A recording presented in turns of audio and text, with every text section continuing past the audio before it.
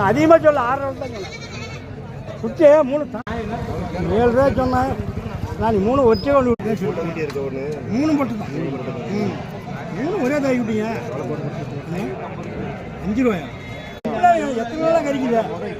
சரி கொடுக்குறேங்க. நான் 3 விளையாட்டு விட்டுனா புரியாத மேயம்.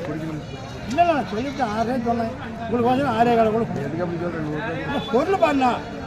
என்னென்ன பேசுற பொருள் எப்படி முன்னும் நான் ஒரே வார்த்தை 6 ரூபாய் பிடிக்கான்னுட்டேன்.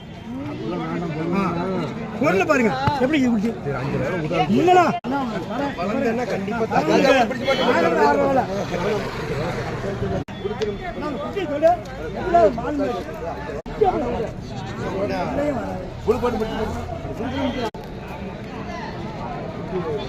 அது எல்லாமே 50 ரூபா கொடுக்குறேன்.